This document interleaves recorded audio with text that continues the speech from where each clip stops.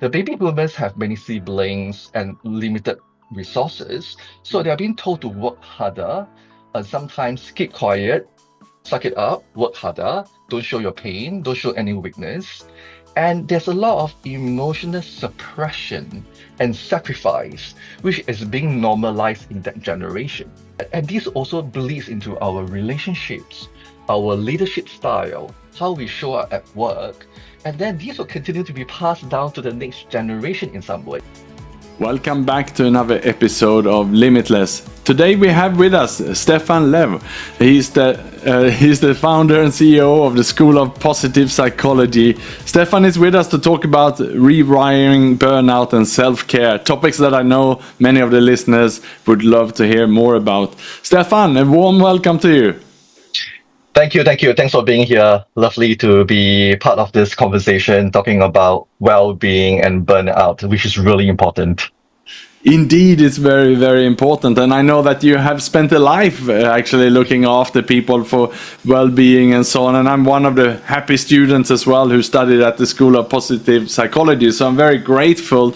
And I think it's fantastic for Singapore and our community that you have this school. But so where did it all start? If you take us back there, this is how did it all come true?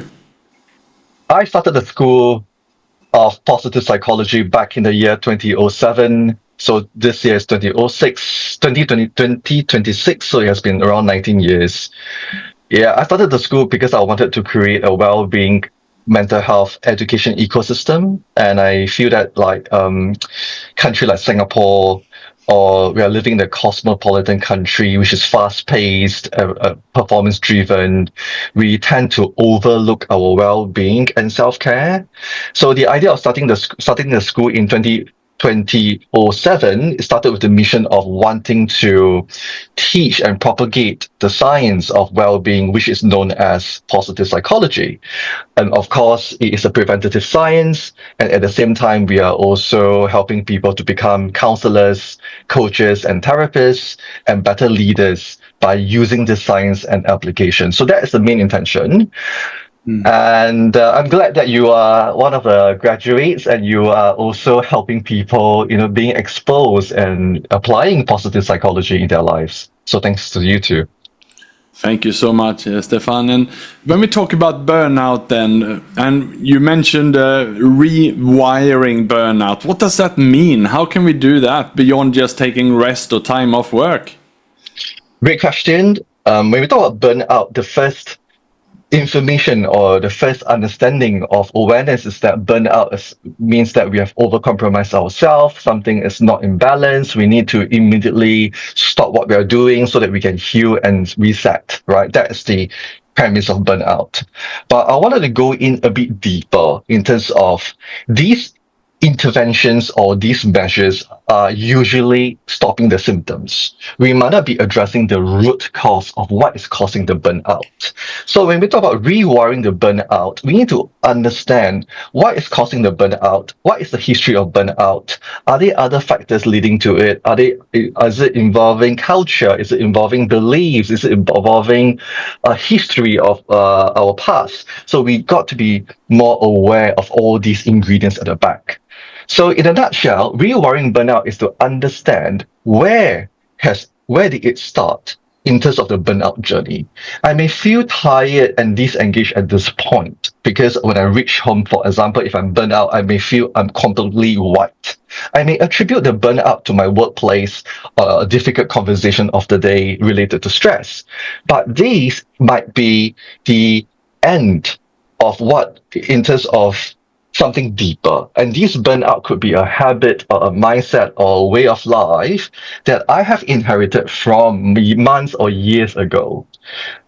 So that's the nutshell of looking at burnout in a more deeper level and the perspective. Yeah. So what I'm hearing, Stefan, is that this could be something that is compounding. It could have started a long time ago and then it has built on because the person hasn't addressed it. They haven't worked on it, and now it's coming to the point where it's sort of boiling over. What should someone do then if they're facing this? What's the help that we can offer? Well, this is the important part, right? That once we know that we are burnt out, we need to look at it from how do we respond to it? How can we make better decisions? So let me invite to take a big step back and look at what are the causes of burnout so that we can treat it in a more system level, right? So maybe I can offer two thoughts. The first thought is burnout is not a personal phenomenon, it is a global phenomenon. It is taking place right now on a global level. People are much more plugged into their emotions and the state of well-being comparing to pre-COVID times. I mean, this is in terms of observation. So what I'm trying to say here is that burnout is not a personal failure. It is a signal from something personal and also a signal of something systemic. Right? What do I mean by that? So, as you know that we are in psychology, we work with people who are depressed or anxious or stuck with meaning, etc. But when we look deeper, these are all symptoms. So, what is the real cause? And the real cause, I have found a phrase that can land quite well, is known as the humanity gap. So, what is a humanity gap? A humanity gap simply means that we've been brought up in a system that we chase after performance through extraction, acceleration, optimization, scaling in order to optimize performance and profits. There's nothing wrong, but this is the systems that we have been operating on. But when we arrive to a milestone, we have started thinking about the next milestone. So our nervous systems, our brain and our body are not wired to be living in this state. And as what you said earlier, Nick, you touched a big point about compounded again and again and again. And after so much compounding, it breaks. And this gap where it breaks is a break between people and relationships, meaning and progress and meaning, right? Purpose and work. And this is what it means by the humanity gap. And these fuels burn out. And why is this important? It's because that when a person is not aligned and they're facing this gap, they go to work and imagine that they have a well-being tank of, let's say, 100%. But because of all these factors around the world, the global chaos, the technological disruption, the stresses of the day, like their well-being tank is being affected. Right? And then when they go to work, they are not there 100%. They only left like 30 or 40% of well-being energy or resilience. Then they receive a conversation or they enter a meeting with their leaders or whatnot, which is a difficult conversation, and they leave the room feeling burnt out, and they will attribute it to the conversation or to the colleague or to the leader. But instead, they are already facing this systemic burnout before the meeting. So what I'm trying to say here in a nutshell is that burnout is not personal, it's systemic. It's also intergenerational.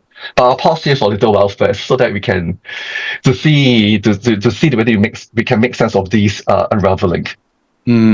So it can actually carry in generations through families, and it therefore many times what I understand from you, Stefan, is that people might pinpoint and say it's my boss, this has happened, so I burnt out. But what you're saying really is that this could have actually been starting long time ago, even generations before. Exactly. If you talk about the word generation, we have to look at intergeneration, where we have this inherited narratives of how we show up in the world. So, for example, because I'm based in Singapore, so if I look at the national identity of Singapore, so we have been there's also intergenerational narrative that Singapore have no resources. We are a very small country. We need to work really very hard, and we're being abandoned by Malaysia. So that we have this survival mindset of striving, right? And this script is inherited from our earlier generations. And we need to investigate if this script is still healthy for us, or is it causing a misalignment in our current way of life? And is it adding more value to our well-being? So that's the first part of like national level. Let's look at the individual level. So I'm from Generation X, so my parents are baby boomers, and then before is the silent generation. And when we talk about intergeneration burnout, we need to look at, for example, the silent generation, starting from World War II. Millions of lives will be displaced, they're being bombed. I remember in the UK, there are posters saying that keep calm, carry on, right? And so there's this collective trauma and pain that is taking place. In that era, the next generation are the baby boomers. So they start to, the way they cope with stress and sense of duty is entirely different from comparing to the next generation. The baby boomers have many siblings and limited resources, so they're being told to work harder and sometimes keep quiet, suck it up, work harder, don't show your pain, don't show any weakness. And there's a lot of emotional suppression and sacrifice, which is being normalized in that generation. And what happens about the burnout in terms of the intergeneration burnout? These narratives is being passed on to the next generation, which is Generation X. And in my generation, we are also told to, suck it up, be stoic, don't show, we learn to emotionally compartmentalize our emotions so that, and this also bleeds into our relationships, our leadership style, how we show up at work, and then these will continue to be passed down to the next generation in some ways. So if we talk about this, we are the sandwich class. I'm saying it in the sandwich between the top and the bottom, highly stressed. And we have this mentality that we just need to work harder. I need to handle it ourselves. And over time, it creates this fatigue, this of suppression. And then after a while, become numb, right? And then the next generation, we are worried about, of course, the millennials, and then the millennials, the Generation Z. And so every generation has a different burnout signature. And the way they show up in the workplace is different. So on that note, intergenerational burnout is simply like a pipe flowing down, and there are dirty water and fresh water being flowed down. And we need to be careful and be aware what sort of values and narratives and scripts that we are inheriting. And it is also our responsibility as leaders or as parents to recognize these unhealthy scripts and keep those that is relevant for us so that we are not affected by the cultural limitation or the tradition. Of course, this is also a tough point because where do we balance between traditional culture versus individualism and autonomy, right? Yeah. So I'll pause here for a little while because I can just go on and on. Yeah. Yeah. So intergenerational burnout in that manner. Yeah, very, very fascinating, Stefan, and thank you for talking about that. And you touched on fatigue as well, and one concept that is commonly discussed in healthcare then is the compassion fatigue. Maybe you can also elaborate a little bit. How does that show up in leaders or founders or executives? Most of our audience are senior executives or founders. What is then compassion fatigue, and how does that show up? That's a great question. It's also connected to what I shared earlier about different generations, the way we present ourselves infused with our identities and our relationship with stress. So let us talk about compassionate fatigue first.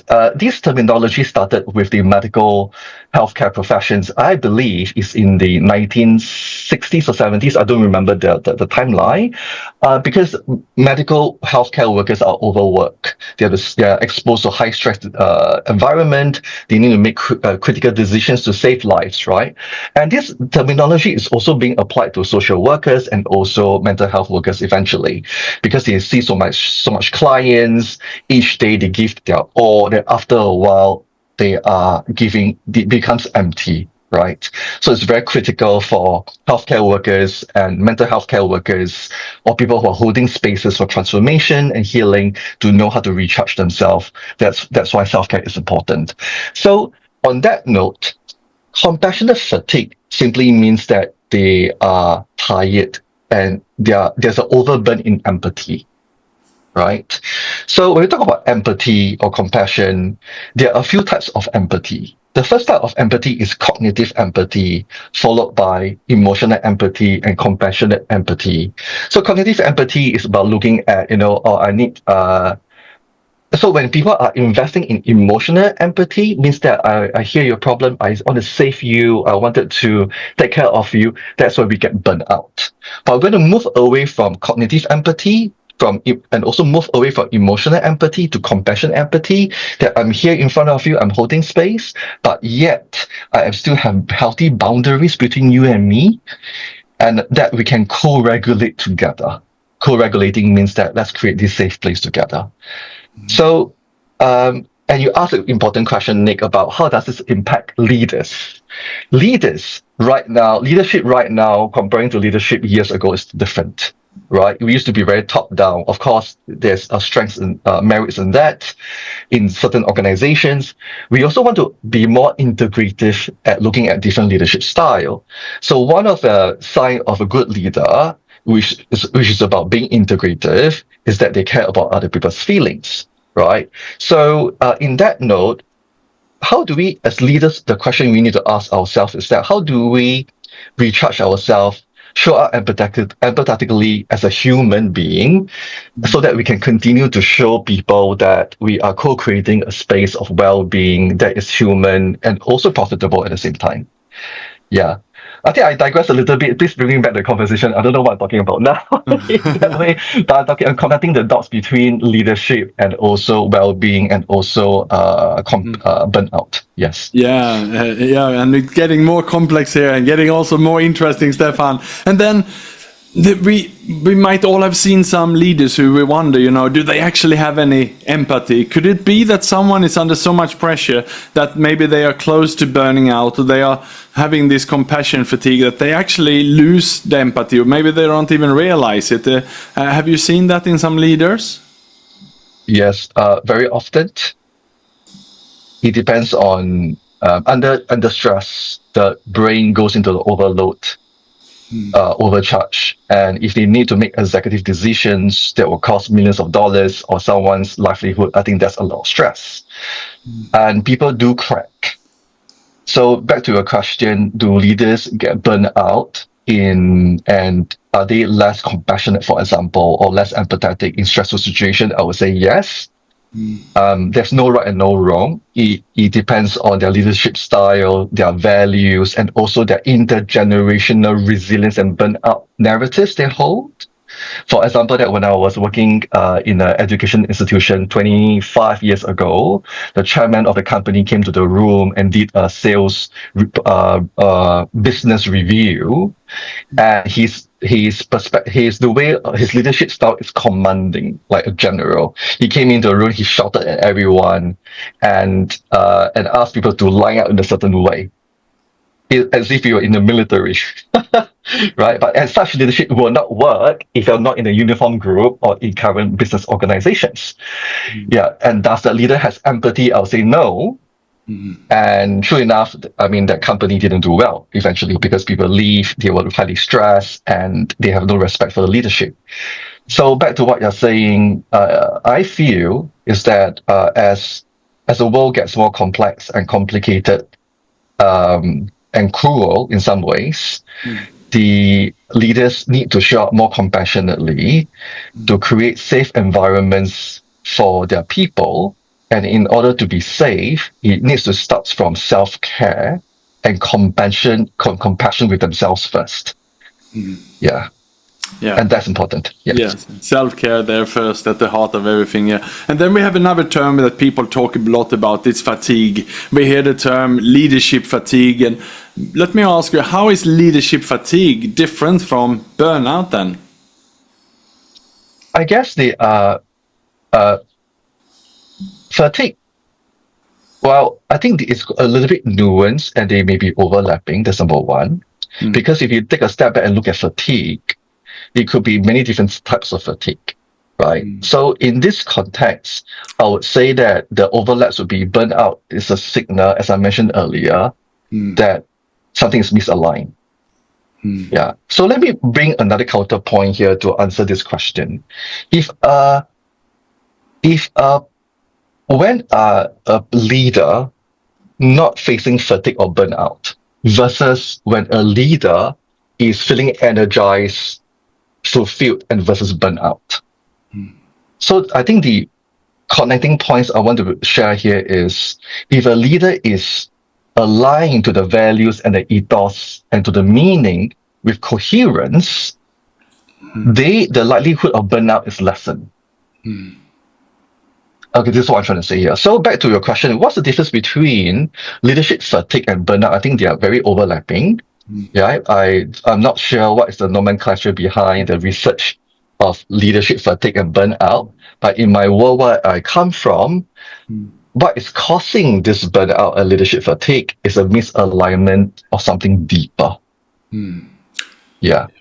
And Stefan, you're talking about meaning, and there's a lot of talks now about purpose, linking that to performance and so on. And while companies has been great for a long time to identify their values, the purpose, the vision, as individuals, perhaps we are lagging behind. Do you see that if a leader has worked on their life purpose and they have more purpose in their life, that they have more meaning, does that then prevent what we're talking about today, such as fatigue and burnout?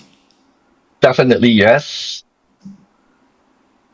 And I'll say yes again, because if a leader has meaning, their actions, their vision, their execution, their behaviors and mindset is aligned to serving that meaning. Of course, depending on their job scope, right? Because a leader can have a lot of meaning, but they are not be able to execute the meaning at work. Yeah. So if in this scenario, if a leader is able to integrate meaning and craft their job or craft the direction of the company in a certain way, then I would say that there's more opportunities for fulfillment and having impact on other people and the world or planet. So there's a difference between leadership and stewardship. And stewardship simply means that we are leaders making an impact on other people. So all businesses and organizations are being created to serve a certain problem. And if there are answers that they can provide to solve this problem that have a direct impact to the current world's issue, then that will be meaningful. So to your question, yes, research has shown that if a person has meaning in their life and purpose or significance in making impact in other people, they'll be lesser burnout, or even there's burnout, they are more resilient, they have more fortitude, they have emotional agility, they can recover faster even when they're sick, and they can make better decisions. Even there's disruptions and disengagement or conflicts in the workplace, they are able to recover faster and they are able to make amends faster. So from a negative conflict, it becomes a positive conflict for innovation, opportunities for growth, and it also inspire other people around them to make a difference. I like that. We are coming towards the end and we're moving on to a positive note here. I just want to also, Stefan, before we let you go, just to ask you, if there's someone who's listening today, perhaps they are still highly driven, they are running at full steam, moving forward, hitting the targets and everything else, but they feel exhausted. What advice would you recommend someone who is listening who I'm exhausted but still driving very hard? That's a great question. I will love that question. I'd love to share something. A symptom of burnout is not exhaustion. A symptom of burnout is actually feeling energized and driven. Because by the time you reach the exhaustion, it's too late. You're already winded. But a symptom before that stage is, let's do this project. Let's chase this milestone. I have a lot of ideas. And that is where we need to be careful. So the question here is, if let's focus on that state, being energized, but we want to introduce the awareness that it's either they go to the next stage of burnout of exhaustion, or they can realign to their values and purpose and meaning of why they are doing this. At the same time, slow down. And when they apply this awareness and these actions, they avoid going to burnout. They regenerate themselves into the energized state. Yeah. So, so I hope this makes sense. That once they recognize having this awareness, knowing that the symptom of burnout is not exhaustion, but it's actually pre-exhaustion of energized state, they're able to take action quickly to prevent hitting the wall. And just finally, one follow-up question on this then, Stefan. If there's someone who's listening who really, is struggling, where can they seek help, and who should they reach out to, you think, if it's struggling with burnout or anything else we discussed today? They should reach out to you. They should reach out to me. Well, I think if, let's say, I would highly encourage reach out to the School of Positive Psychology. As I mentioned earlier, that we are in the focus of well-being, mental health, leadership performance, and relationship and well-being. You can take a course, learn a program, to read out yourselves. And I think learning and education is a great way of growing. Yeah, it has a multiplier effect. But if you need something critical and urgent, I will encourage you to see a counselor, a therapist, or a coach, because sometimes we need that personalized conversation, the ability to feel safe, psychological safe, the ability to feel heard with a total stranger who is trained in this field. Yeah, and by seeing someone, you're not being weak. You're being strong. You're investing in yourself and also your future self. You're also breaking that intergenerational burnout narrative that is no longer healthy for you. Excellent. Thank you so much, Stefan, for having come on the show. It's been great talking to you about rewiring, burnout, and self-care. And thanks to all the listeners as well. And bye for now.